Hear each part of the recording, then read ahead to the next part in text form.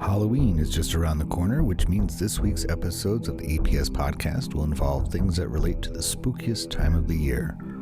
And who better to discuss the season of witches, ghosts, jack-o'-lanterns, and goblins than the Pumpkin King himself, Nick Vincent Barbera, aka Jack Skellington, at New York's Beetle House.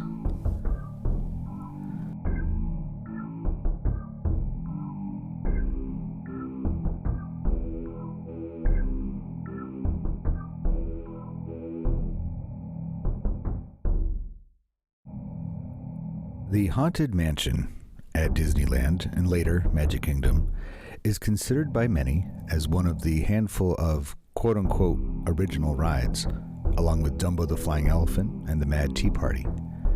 But even though the spirit of a haunted house was there from the start, what amusement park is complete without one, it really didn't materialize until over a decade after the park initially opened. Nick, who recently went viral with his Hatbox Ghost recording session video, joined me to break down this iconic Disney park staple.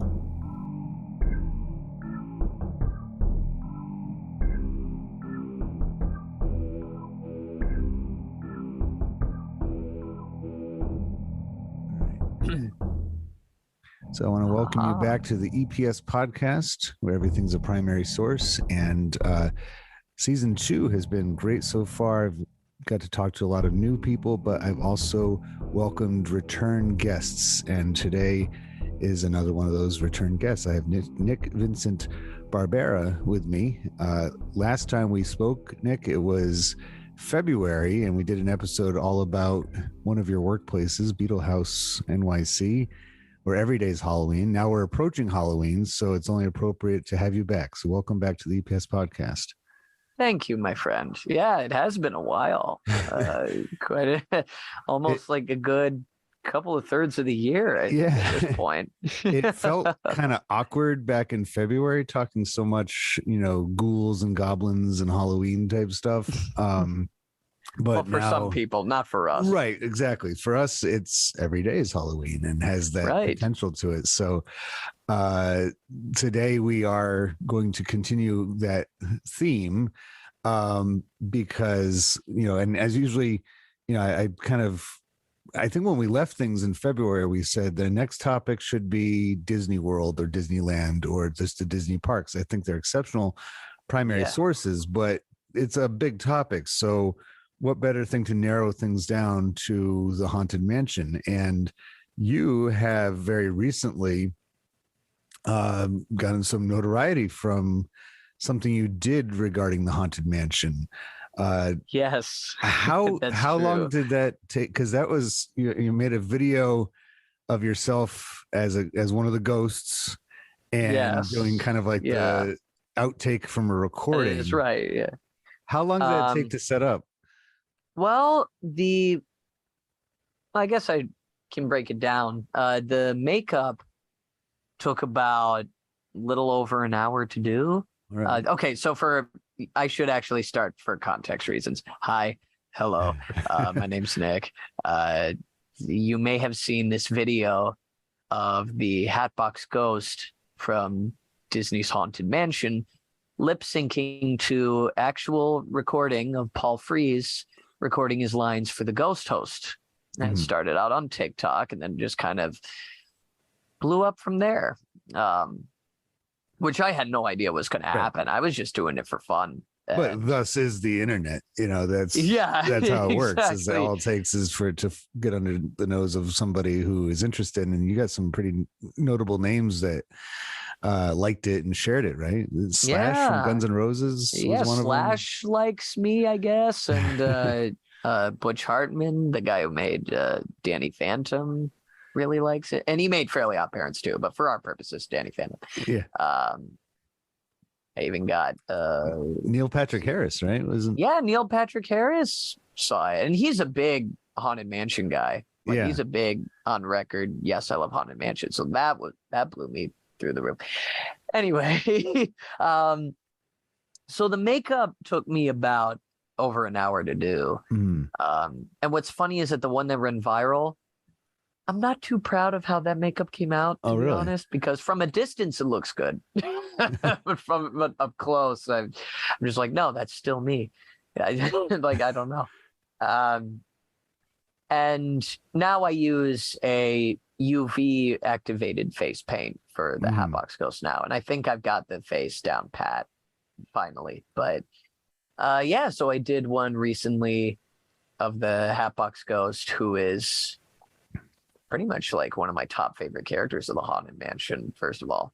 And second of all, I knew I wanted to be him this Halloween. And, I was just doing stuff on TikTok where I do. Sorry, this is turning into a too soon plug and self-promotion, but I apologize for that. But no, that's part of what we do here.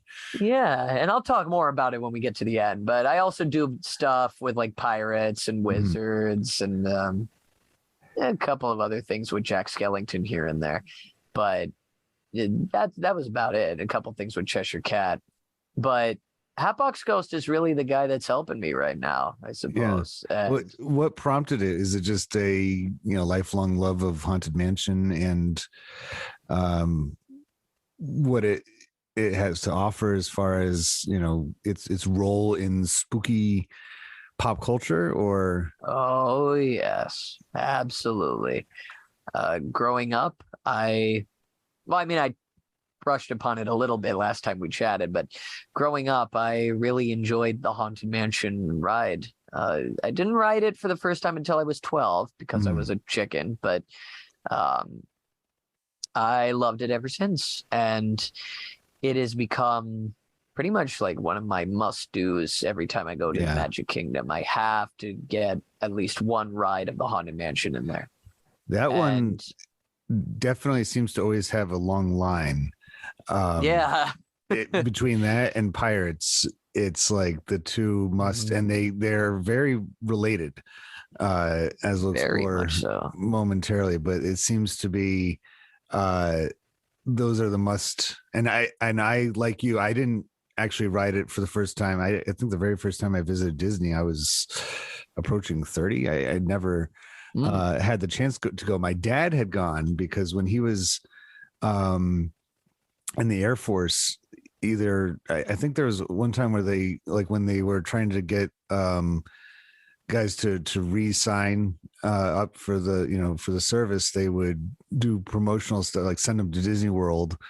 And I remember him coming back and later in life, he told me about it. He's like, oh, this one ride, the ghost actually gets in the car with you.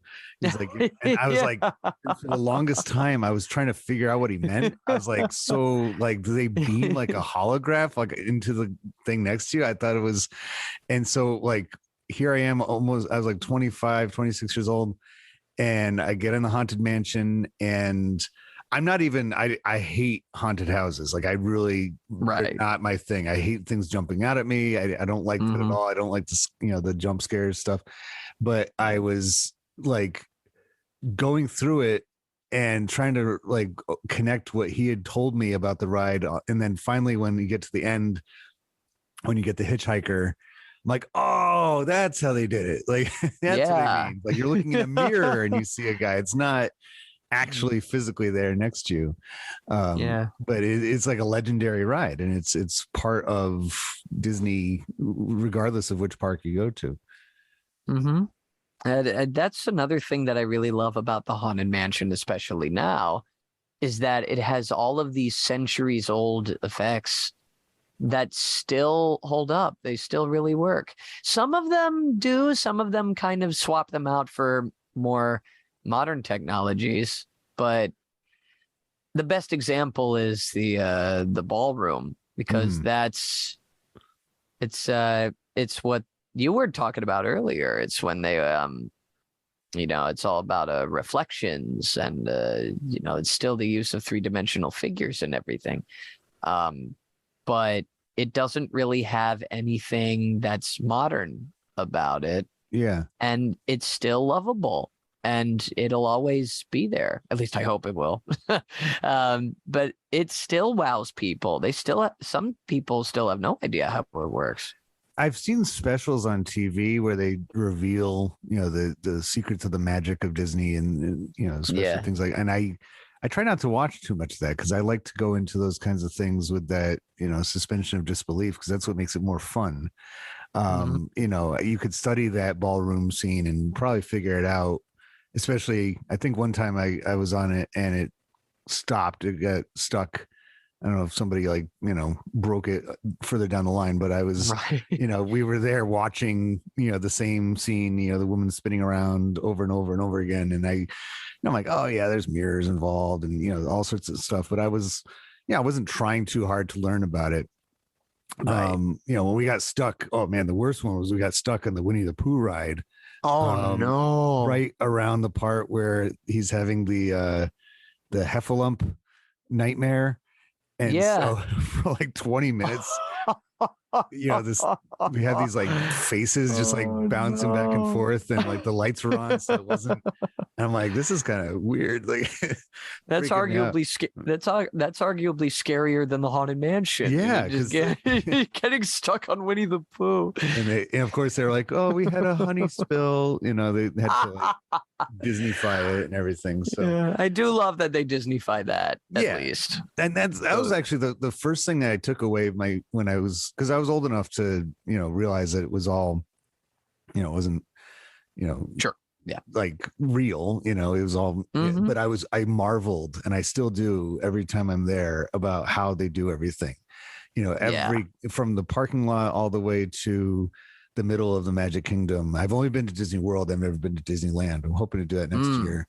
And it's like, even when you're waiting in line, one of those long lines, you're just like dazzled by everything around you. It's incredible. Yeah. And so that launches directly into the analysis of the ride as a primary source, because the material that it's made from is all the things we were just mentioning. It was, like you said, centuries old techniques in some cases of, projecting ghosts or to make things look like spirits are all around you. And it was in the how it was made. Walt Disney seemed to have it in his head right away that he wanted some kind of, or his Imagineers from the get-go wanted to have some kind of haunted attraction as part of Disneyland when it was first opening up, but it seemed to have taken a really long time to actually materialize. In fact, doing my I try not to do too much research because that kind of defeats the purpose of like, what does it tell us? But it didn't open until 1969. What does that tell you, that a theme park of any kind, but especially this one that had such a vision to be, a destination theme park that people would come from all over the country, all over the world to come see, that it was like, yeah, we need to have the haunted house. Like, we need some kind of haunted attraction. What does that tell you about the time period and the place? I think, well, fun houses have always been kind of a part of theme park history ever since like theme parks began. Yeah. If not a haunted house, you just have like a great house of like illusions, as Walt Disney once called it, actually. Like, you would have a lot of mirrors that made you look funny, stairs that would kind of wobble, or things like that. And then the dark ride came around, like the old style pretzel dark rides around like the 20s, the 30s. And that was free game to put in like scary imagery in there. Right. I saw this really great Travel Channel special from, I'll say, the 90s about this very thing, where theme parks would just use them. They would just see that everybody was loving them. And they said, okay, well, we're a theme park, and I guess people really expect us to put it in there, so let's just do it. But with Walt Disney, what was great about him was that he would take things like that and he would up the ante with them. So in the case of the Haunted Mansion, I suppose he and his Imagineers were like, okay, so we got the haunted house in there, but how can we make this one different from the other ones? Right. And like you said, it didn't open until 1969. So it went through a lot of different changes throughout the development process. And And I think, for the time period, they really had to figure out how the heck to make technically an old style attraction like this work in 69. Right. And then it was almost like, I picture Disney World is kind of like Death Star 2. It's like they took all the things from the original Disneyland, and for Magic Kingdom they're like, okay, it's going to be baked in right away, we don't need to add it later. All the mistakes from the previous one we're going to fix, and all the successes from the previous one we're going to just put right in there. And so they had, because wasn't it, I think the story goes that, like, Walt Disney was in Tomorrowland and he sees a cowboy from Frontierland walking through, and he's like, that should not happen, or breaks the illusion. That doesn't work. The next part, we need to, but so the Haunted Mansion, it's a no-brainer. It gets built right away into Magic Kingdom, and there's a version of it all in all the Disney parks around the world. So it seems to be like transcend, cultures, that you need to have some kind of, ride that. So it seems like as they were conceptualizing the Haunted Mansion, between Disney and his Imagineers, that they were kind of like cross between, do we make it scary or do we make it family friendly, and no pun intended, is it going to be goofy? And so that kind of goes up to the material of it, is that, do you take the existing Disney characters and turn them into ghosts? Does that confuse people if you were to do that? Or do you have to invent new ones and, walk that fine line between the macabre and, knowing that most of your audience is going to be kids. So, you don't want to freak them out too much. It's a tough one to balance with, especially in the time period of the 60s, looking at the, kind of the audience, in that time period when they were first conceiving the idea, early 1960s, that's a much different audience than by 1969. Not only are the kids grown up by that point, they're 9 years older, but it seems that the entire society has matured quite a bit, lost its innocence in many ways. So, what is permissible or not in the early part of that decade is not, people have kind of shrugged it off more so by the end of the decade. So it's almost like they had to go back to the drawing board several times. Yeah.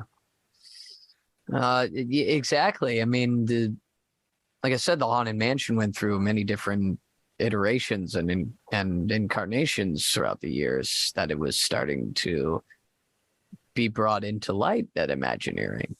They wanted it to be a walkthrough at first, because they thought, well, that's just the classic way. Let's just have people walk through this haunted house. There'd be a different vignette or effect in every room that they could just stand there and watch unfold. And with that, there were many different stories that came and went. There was one involving a sea captain and his bride. And some of it eventually got in there. Not all of it intentionally, but there was something about that. And then there was this story of just this really unlucky family called the Bloodmere family that got canned. They wanted to work in the Headless Horseman in there somewhere. Cool. Yeah, seriously, that would have been amazing. And then I think the Lonesome Ghosts too, from that Mickey Mouse cartoon. Yeah. They wanted to try and go all out with all these different ideas, but they just didn't know what to do with them. And then the World's Fair happened, and they were like, all right, well, we can wait some more, I guess. Right. And then unfortunately Walt Disney passed, and then it's like, oh, well, now we truly don't know what to do now. And you see that kind of loss of direction in some of the movies that they put out around that time too. Last season, a friend of mine and I analyzed my favorite Disney movie, which is Robin Hood. And, I love it, but there's a lot of recycled animation in that, from Aristocats especially. And there's lots of, just kind of like shortcuts. It's not Disney in either of its primes. It's not, 50s Right. Disney, and it's definitely not, where it became in the late 80s and 90s with the Renaissance. And so it seems like when he passed, there was probably a lot of conversation going on in all the different aspects of the Disney world of saying, all right, do we take a guess as to what his vision was? What did Walt want? Or, do we have, kind of carte blanche to go our own direction now? As long as we, kind of keep one foot into the Walt world, ideas with everything and make it Disney-fied. So that's a tough one. Like when the maker of the park and the maker of the brand and who holds the name, is not there anymore. Does that, move things around as far as, what they should do, to honor him? So I think we have it nailed down as to why they made it. And that's because you need a haunted house. That's just basic, right. Every amusement park I've ever been to has one, of some form or another. It's not like a uniquely Disney thing. But what's interesting is so many other rides at the park are attached to existing Disney properties or Disney stories. There's Peter Pan's Flight Over London. There's the ultra exciting Swiss Family Robinson treehouse that you can walk around in.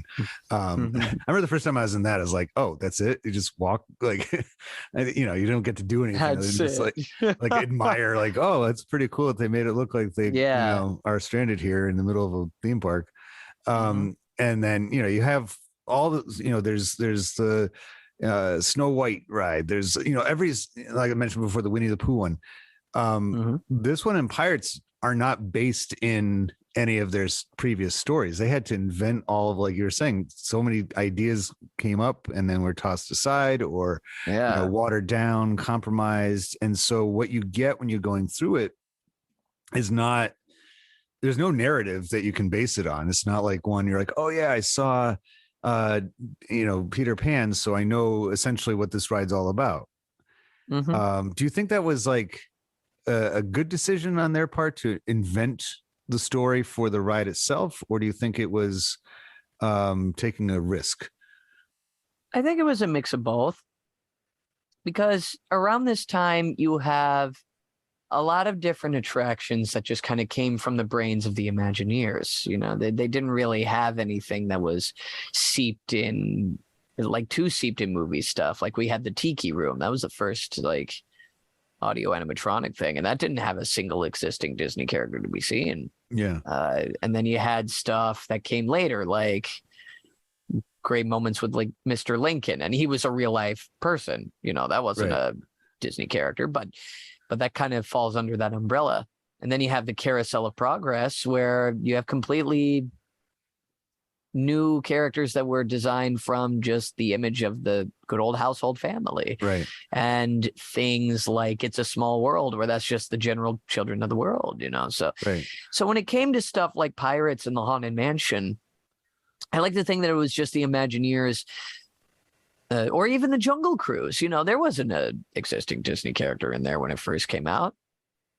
So I think it was just the Imagineers just toying with all these different ideas, visuals and immersive environments, and just going with it. That I did mention earlier that the Headless Horseman was one of the ideas, but then again, in regards to the history of this attraction, that's just it. It was just an idea. Right. And it could have been technically a use of Disney using an IP in that attraction even back then. But, I think they went with the completely different direction because I'm thinking at the time they were like, no, let's do something that people won't expect. And then we'll just go from there. And then, so that's what I think happened. The ride is very layered, and you can kind of see it work itself out from when you first get into the building and they put you into the room that stretches, and then you make your way to the cars and get into that line, and then when you're actually on the ride itself, you go from pretty scary, kind of traditional in the middle of the dark, can't see anything going on. Then you get some, silliness, and then back to some spookiness. And then by the time you're on your way out, it's a good mix, like in the final room. Now, you've been on both of them, the Disneyland and Disney World? Yes, I have. Are they identical rides? Or are they slight differences? In terms of feel, they're pretty identical. You get the same general feeling of the spooky house, but the biggest differences between Disneyland and Disney World is that the stretching room in Disneyland is the giant elevator. Okay. And the one at Disney World is not. That one is designed in a way where the ceiling goes up as opposed to where the floor goes down. Because if we know one thing about Florida, you dig too deep and you have a natural pool, right? So they still wanted to keep that gag in there, though, because they knew that everybody loved it so much. Yeah. So it's in there. It just operates differently. And from there, you go straight to the Doom buggies, and you go through a couple of extra rooms that aren't found in Disneyland, like a hallway of portraits, a library, and a music room. And as of 2007, they have this gorgeous display of these endless Escher-style staircases, and they have candles that go in and out, and ghostly footprints that show up on the steps and then disappear. And then the rest of the ride is practically like the Disneyland one. But those are the biggest changes there. Outside of that, the feel is still there. It's still the same. And I mean, the outside, facade is also totally different. The Disneyland one is a, Louisiana plantation house kind of look to it, whereas the Florida one, just a traditional mansion, haunted house kind of style. But I mean, that answers the question of where was it made or locations associated with it, because, I wouldn't even thought of that about Florida and the position that it's in geographically, that, you want to give them that same experience, but the geography is going to keep you from doing it, because, you're just going to be in a swamp basically. And, it's funny because that is the part, like almost immediately I get disoriented with the stretching room, because I'm like, okay, I came in this door and now I'm going to be going out the same door. Where am I? It's like I try so hard to like solve the puzzle, and I'm like, okay, I just give up. I'm just going to go on the ride now. There's the Doom buggy. I'll just get in and enjoy it. And we took our son there when he was about 2, because he was, under the age of 3, they're free in Disney. So, not that after, between the flight and the, rental car and our tickets and everything, I'm like, oh, we saved $50. Sure. But it was still, wonderful seeing him experience it. And we did, I was kind of worried. I was like, okay, is he going to handle Haunted Mansion okay? Because you do have that, layers of scary, and he got off of it, and he couldn't really talk very well back then, but he just goes, that was cool. So we're like, all right, it gets his seal of approval, and he said got something similar for the Pirates of the Caribbean. So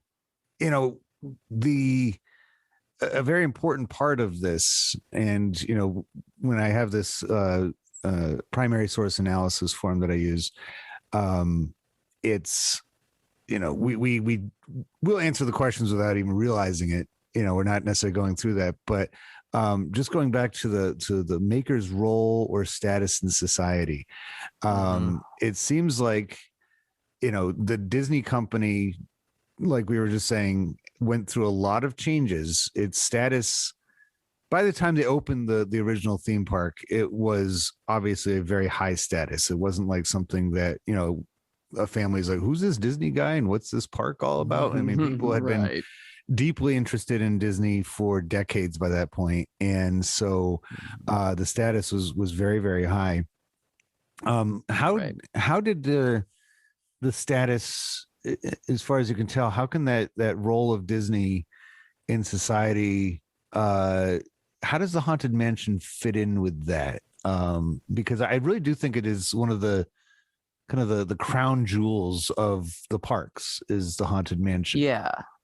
Well, I think it might have to do with the fact that you have a combination of quite a few different factors. We're talking about the again the 60s, the age around Disneyland where after 59 came to town and they had a lot of different things in regard to Tomorrowland, where it was submarines, Matterhorn, and then all that jazz. And then you have stuff like the stuff from the World's Fair that I talked about, the Carousel of Progress, and It's a Small World, and Mr. Lincoln, and the Tiki Room, and all that stuff. And then with Walt Disney's passing and Pirates of the Caribbean being hailed as like one of Walt Disney's like last creative touches to the park, like a tribute to him. Mm-hmm. I think the same can be said for the Haunted Mansion, because both of them were made around the same time, and Walt got to see quite a number of development being made into the Haunted Mansion that we know now. And because of that, some people still attribute to it as Walt Disney's Haunted Mansion. And like even that Kurt Russell special that came out by the time that the ride opened, where Kurt Russell was talking about the mansion as the ride, and he literally just finished it off by saying, "So Mr. Disney built a haunted mansion." Mm-hmm. So, I think that's what it's got to be. At least that's where I think in that point of view.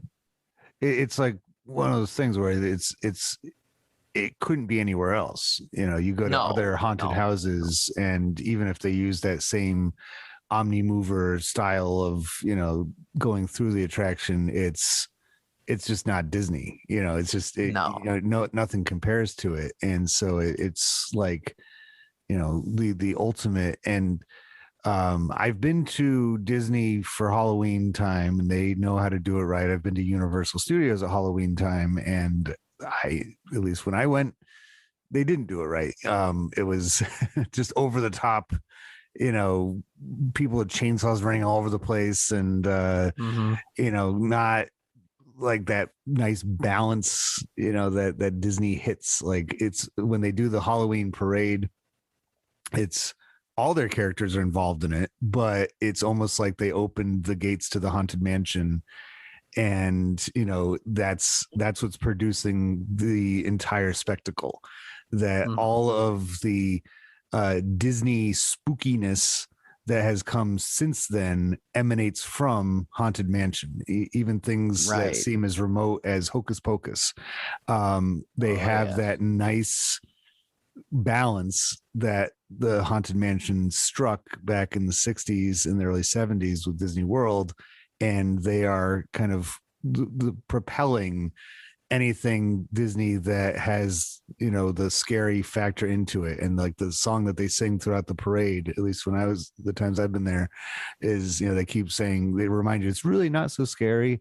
It's like we'll bring you to that point, maybe not even that close to the line of terrifying, but we'll, through our magic that we have here, we'll get you pretty far along, but then we'll remind you that there's Mickey Mouse and Donald Duck and and all that. It's not actually that skin crawling, like you're worried for your well-being at the.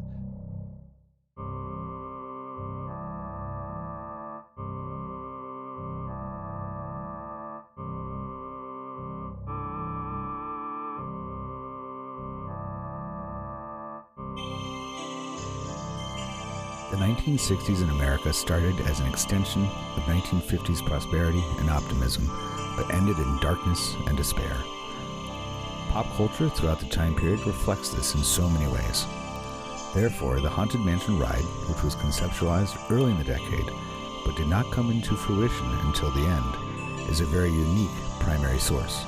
For instance, what was scary in 1963 may not have been so by 1969. The audience of the early 1960s had grown and matured, perhaps become a bit cynical, and so the dark ride could have very easily been outdated as soon as it was released. However, thanks in large part to the vision of Walt Disney and his Imagineers, the ride was built to allow for flexibility and change over time, making it relevant then and for the last 50 years.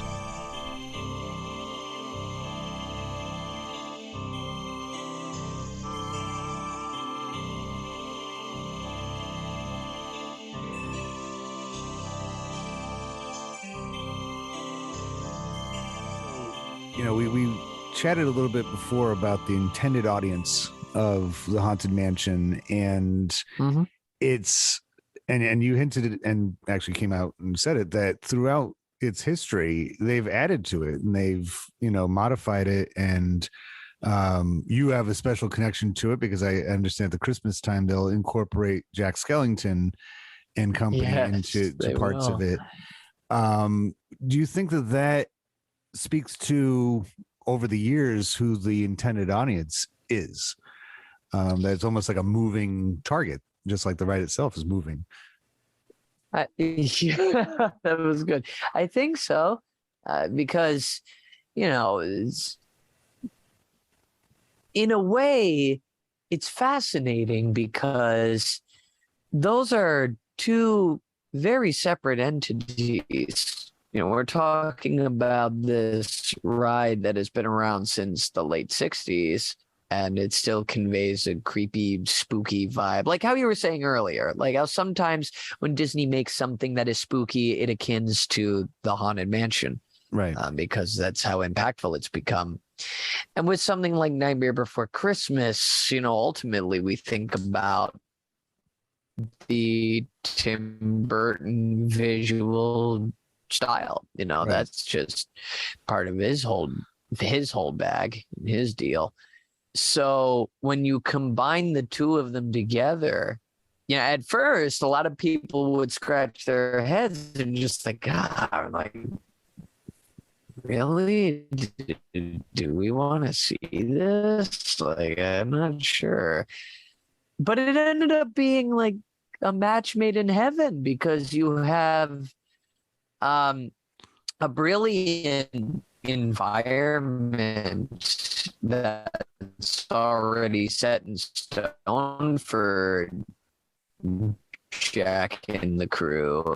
Yeah. And then the way that they conveyed it to plus it and not tamper with any of the classic stuff in a way that feels too permanent. What they've done is spent, so it's not permanent, right. Which is, I have roads, and I can assure you it is so wonderful in person. But we still have a soft spot for the regular Haunted Mansion, right? As we should, because that really set the groundwork for a whole bunch of spooky haunted house vibes, right? But anyway, I'm rambling again now. But basically, yeah, I think in terms of the the general audience and what it strives for, definitely over the years, it's become so much that people usually associate the two of them together. I mean, I just came back from Spirit Halloween this year, and there is a section for Haunted Mansion items. And would you believe it, is placed right next to the Nightmare Before Christmas items. Yeah. So I think, when you put the two of them side by side, it really does make the line become a little blurry. Not to say that's a bad thing, but right. It's, it falls under that umbrella of Disney spookiness now. Right. Which is, and it's like you said, Hocus Pocus. Those are the top three things that we think about when we think about Disney spookiness. We think of Haunted Mansion, Nightmare Before Christmas, and Hocus Pocus. And they're like the safe go-tos this time of year. I'm sorry. I was just, we tend to like, around my household, we watch a lot of kid-friendly scary movies, and so those we haven't watched the Eddie Murphy Haunted Mansion at all, because I don't think that one went as good as like Pirates of the Caribbean did.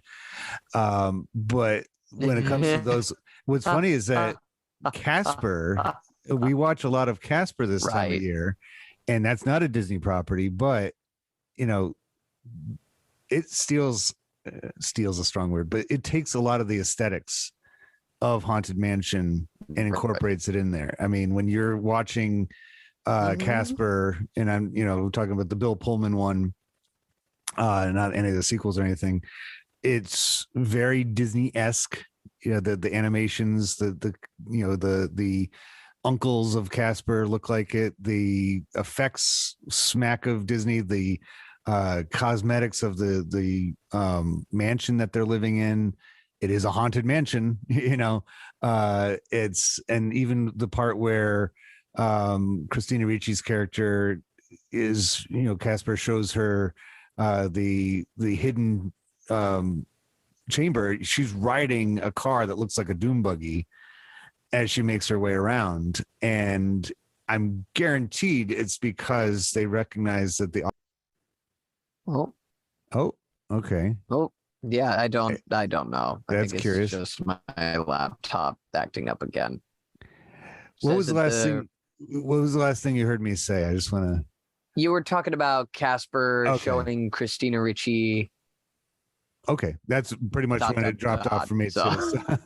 I can't help but think that there's a, when designing Casper and everything, that they were like, we are tapping into, and it would, for I think a casual viewer, they would just be like, yeah, it's Disney.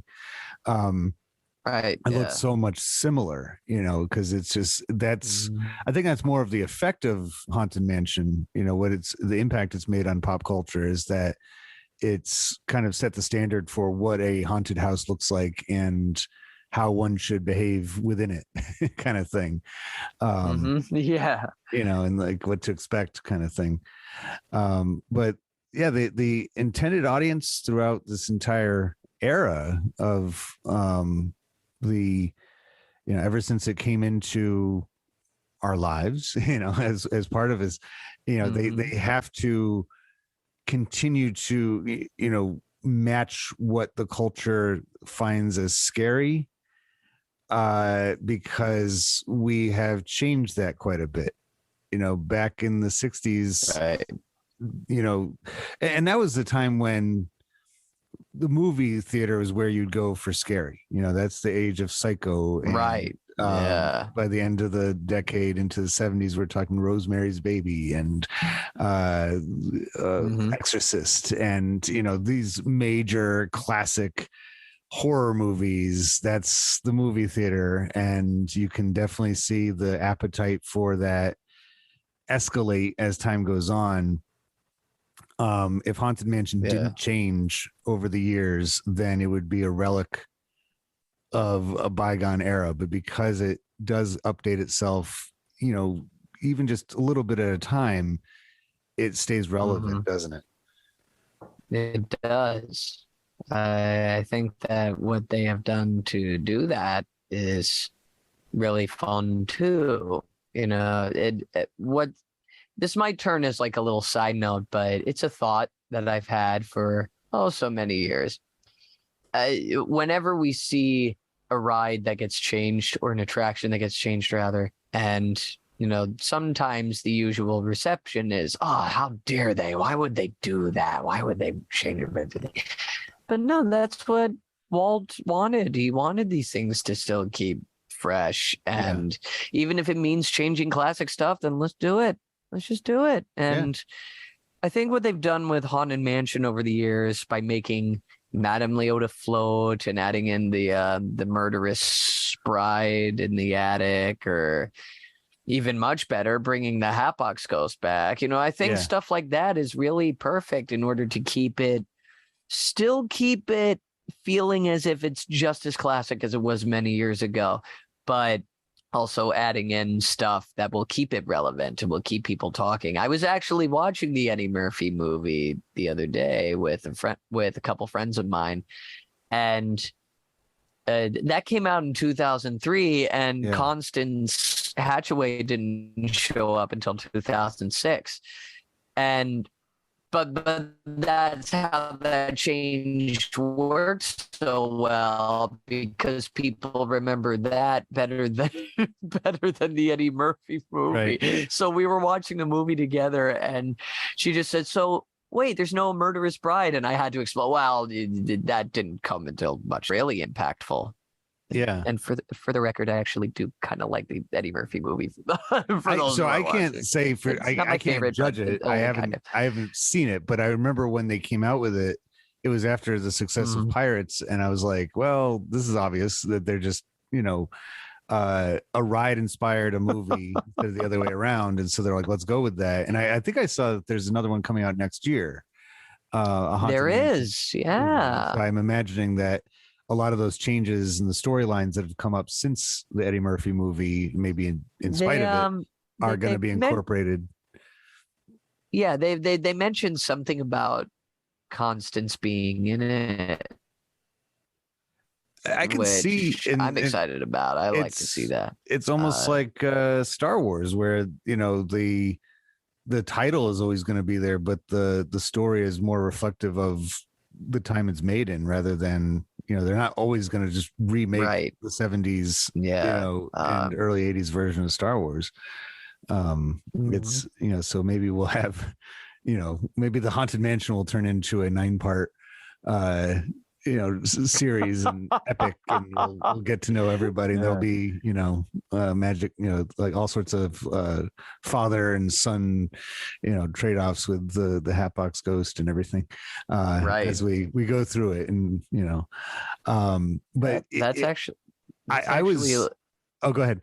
Like a really cool idea. I would like to see a streaming anthology series about the family, about the Gracie family, how they were in life, and how the house became haunted. Oh my God! I'm sorry. You just got me thinking of a whirlwind. So I think I would be in favor of, and this is something I've thought about for a long time. I would be in favor of like a series that tells stories that it's not until the last part of the show, the episode, that you realize what it's a prequel to. Like I had this idea for a long time. I was like of a movie or something called Shadow of a Doubt, and it's all about Miranda from Mrs. Doubtfire in her college years, and then at the end of the movie or the episode, she meets Daniel, and you realize, like, oh my God, that's Mrs. Doubtfire that's connected to. And it's almost like a guessing game for the audience. And so you could do something like that with Haunted Mansion, where it's like the backstory of the family, in life. And then at the very end, you're like, oh, it's Haunted Mansion. That's what it is. That'd be a fun, series to get people into, or, it could push the boundaries a lot. You could be like, that background character in Kindergarten Cop. This whole episode's about him, what he did moments before John Kimball came into the party scene or whatever. When it goes to Pirates, the companion ride or the inspirational ride to Haunted Mansion, I was unfortunate. I never got to go on the original Pirates. I went on the first time I ever went on Pirates of the Caribbean, which is my all-time favorite ride at Disney. It was heavily influenced by the movies. So like you got on it, and then there was the captain with the tentacle face, Davy Jones. Davy Jones, yeah, he shows up on the waterfall and tells you something, and then there's the captain from the why the names are escaping me right now, but he's on the ship, and then Jack Sparrow, Barbosa, and he's in it through a few times, and then Jack Sparrow pops up throughout the entire ride. And so I didn't see it any different. I was like, oh, okay, that's Pirates of the Caribbean. That's how the ride goes. My wife, my now wife, was like, oh, they changed it. She was used to, because she'd been going to Disney since she was a little girl. She was used to the classic ride, the one that wasn't changed around. And so I wasn't at all disappointed. I mean, I guess maybe I was like, well, it would have been cool to see the original 60s one come out, but like you said before, that's not the spirit of the, it's like, if you want the ride that never changes. Just go to the theme park that likewise doesn't change, go to the amusement park. Right. It's the same rides every year, and they don't, they update it every 10 years, maybe with a new ride, but nothing changes. It's the same place you've been all your life. And that just doesn't work for Disney's business model at all. No, to just stay stagnant and not change anything ever. So I think they do a really nice job of what I think a successful nostalgia artist does, which is to keep one foot planted in the familiar and then move the other foot pivoting into the new and different ideas. Yes. And they're masters at it. And I think Walt Disney himself was a master at that. And that's what they've carried on throughout. My last question for you, because I think we've done a pretty good job of talking about the ideas and behavior that it conveys. But my last question is, and it's one I don't always include with analyzing primary sources, but like these, but is it prescriptive or descriptive? And so the difference, of course, is does it want you to do or think a certain way versus just showing you a description of, in this case, what a haunted house should be or is. Do you think that there's a certain way that they want you to take it as you are going on the Haunted Mansion? Well, I think that the intention of the ride, I think, applies to the same way as the original version of Pirates of the Caribbean, where the Pirates ride was about pirates and what they do or what they did. And this ride is basically, this is a haunted house. You're going to go see ghosts. And that's about it. So there really isn't a story involved, at least not back then. But with the addition of Constance and everything like that, I always like to think that Disney left the ride up to you to find it prescriptive. Like, there's been lots of different books and movies and like even fan-made films that kind of allowed the fans and the writers to make up the stories themselves. I use Constance as an exception because we kind of get the general story from Constance when you enter the attic now. Yeah. Is that, she married a bunch of guys, kind of murdered them, and now she's still looking for a husband even in death. So you have that. And you have other things like I said, the Gracie family. Actually, if you don't mind, that's a great example of how a guest could perceive it. So they would see the tombstone outside that says the Master Gracie laid to rest, no mourning please at his request. So not only is it a good tribute to the actual Imagineer Yale Gracie, who made a lot of the illusions that you see in the attraction, but people see the name Master Gracie and they think, oh, okay, he must be the master of the house. Is he the ghost host? No, he couldn't be because, well, he may seem very masterly, but that couldn't be it. So who's the ghost host then? Okay, so the ghost host looks like that guy who's got the hatchet in that painting that you see on this scene. And then people just go from there. They just kind of ask questions and then they try to fill the void within it. It's like, okay, so how does this relate to Madame Leota? Where did she come from? How does she relate to all of these ghosts? Well, she brings the ghosts about, so she knows her stuff about the supernatural world. Okay, but how does she know Master Gracie? So Disney, so far anyway, I don't know what the upcoming movie has in store, but Disney has kind of kept it mostly vague, which I like, because that means that everybody has their own story.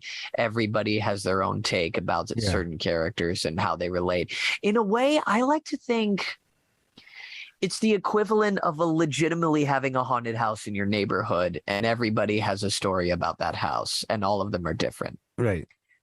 That I think is kind of a happy little accident in regards to being a parallel of that. And now it's making me think I want this upcoming movie to be really, really good, but I don't want it to take away from that. Right. So you don't want it to pull back too much of the curtain. Right. So hopefully Hopefully that doesn't happen. Yeah.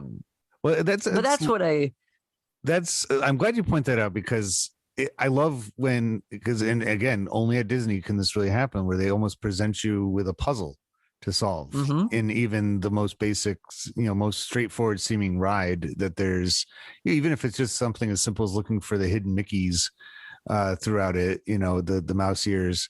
There's entire books about that, like trying to decode and look for them all over the parks.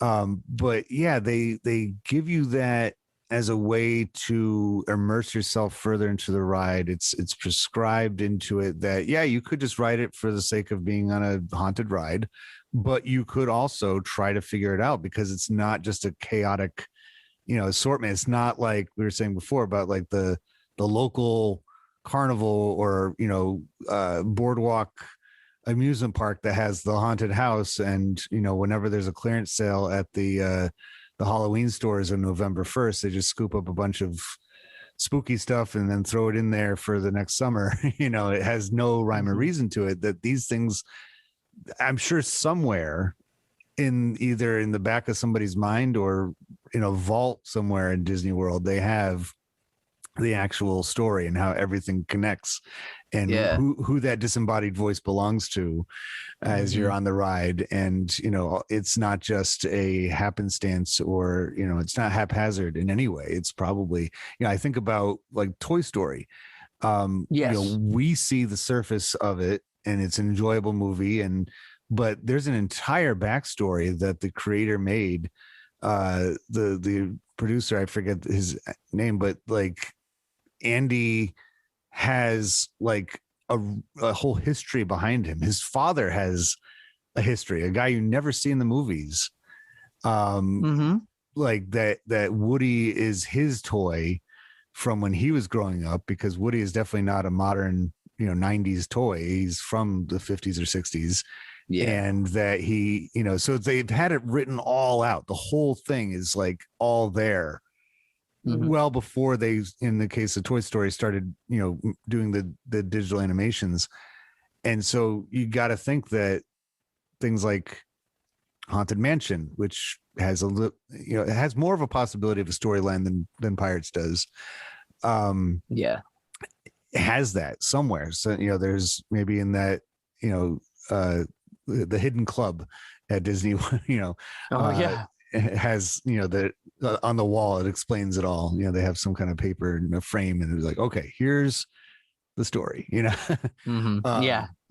But simultaneously, the fact that they've added to it over the years tells you that maybe they're doing a lot of slipstream type stuff where they're just kind of basing it on the original idea. But to wrap things up, that's Disney for you. You're not going to get amateur style storytelling in any way. No. But yeah, I mean, that's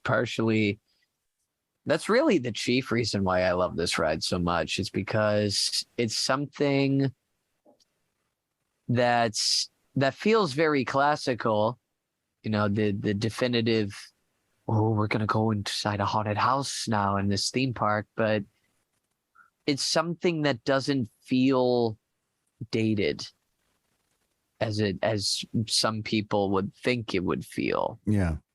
Like I've known, as sad as it sounds, I've known a few people in my life who, they're all about the thrill rides, which is nothing wrong with that. But sometimes when I say, oh, cool, we should do Haunted Mansion afterwards, and like, really, you want to do that one? I'm like, yeah, what's the problem? And they're like, yeah, but it's so slow. I'm like, okay. Doesn't mean it isn't cool. I enjoy it. I'm gonna go on this ride. I'll see you guys at the exit, whatever. But because they are right in a way. It is old fashioned. It's right under the umbrella with the classic dark rides that aren't the fastest in the world.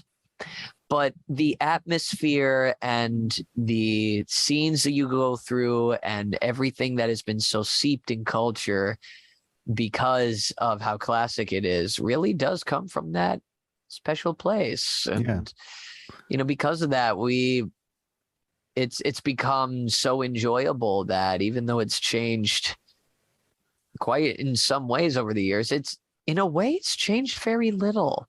Yeah. Well, I'm glad you pointed out the very beginning about the fun houses, at places like Coney Island or, any of the trolley parks throughout the country over the years. And so in a lot of ways, Walt Disney himself, and he did this beyond just rides at his parks, but also with a lot of his stories that he told, he was like a torchbearer. He lit the torch from his own youth, his, the late 19th and early 20th century style of entertainment and amusements, and carried it. Obviously the torch got brighter, because of him and the capabilities that he has, but he's passing that on to us. And that's why when you go to any of the parks, it's, by riding the ride, you're not, they've updated it like we've been saying, but you're basically participating in 19 teens, style entertainment, right? That's the connection that you get. It's not about, and I there's only a handful of thrill rides at Magic Kingdom. Traditional roller coasters, there's a few, and I know they've added a couple over the years just because that's to match what the audience wants. But that's not why, speaking personally, that's not why I go to Magic Kingdom. I go to Magic Kingdom for those kinds of, the dark rides, the ones that it's known for, that you can't get anywhere else. Yeah.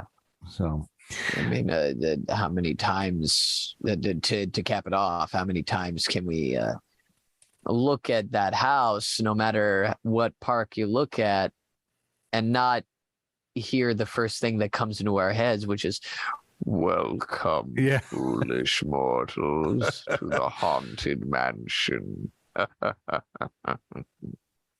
Because that's just how it is, it just feels so good. I don't know. I can't think of any better way to explain it. No, and the grim grinning ghosts song is just one of the only ones that you can you never get tired of. Because we're at this time of year again, and because I've been thinking about Haunted Mansion a lot, that song has been, I am proud to say, it's been stuck in my head for a good week and a half. And I am not angry about that in the slightest. And then as soon as we get done with Thurl Ravenclaw singing that, it'll be time for the Grinch. Yeah. And so he's with us for a solid 3 months. Mr. Grinch. Yeah, he'll be. He gets around. He's got like a great booming voice. He owns like a quarter of the calendar for us. Yeah. And and the voices that you just provided exactly underscore why I'm so glad I was able to have you on again on my show, because I couldn't have done this without you. And this episode's going to be airing right before Halloween, so I want to say good, wonderful, happy Halloween to you. And now that it's not February, it's more appropriate to say it. Thank you. And I want to thank you again, Nick Vincent Barbera, for joining me on the EPS podcast, where everything's a primary source, everything, including the Haunted Mansion. Where can people find you online if they want to follow you or see the viral video if they haven't already? Well, thank you, Eric. Pretty much the main thing I drive my focus on. I know I'm going to sound like one of those kids, but it's my TikTok.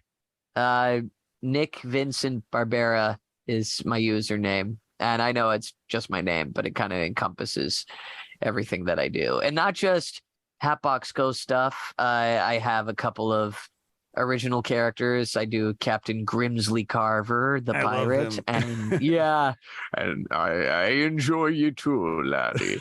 And Professor Stone, who's this wizard man that I use for one of my jobs, but I brought it over to TikTok and you seem to like me, so there I am. And some stuff with the Cheshire Cat, with this really nice puppy that I do. And of course, Jack Skellington is there as well to celebrate Halloween and a little bit of Christmas. And of course, the Hatbox Ghost, which is this voice I use. I don't ask you why you sound like you do, so that's why I'll do that. So yeah, quite a lot of. Sorry, I had a little out of body experience there, but that's chiefly what I do over there. And I also have an Instagram, which is Nick the Ghost Host 999. For our purposes, I'll leave you to figure out what that means. And those are the two main things that you can find me on there. So there you go. Well, I really hope that everybody listens to this, goes immediately and seeks those different sites out and enjoys everything that you produce as much as I do. And I want to thank you once again for joining me on the EPS podcast, where everything's a primary source. And we'll talk to you next time. You got it. And can I? Oh. I know we should have ended it by now, but can I add a little ending for our Haunted Mansion stuff? Absolutely. Okay. All right. It's a different character, but just bear with me. Hurry back. Hurry back. Be sure to bring your death certificate. If you decide to join us, make final arrangements now. We've been dying to have you.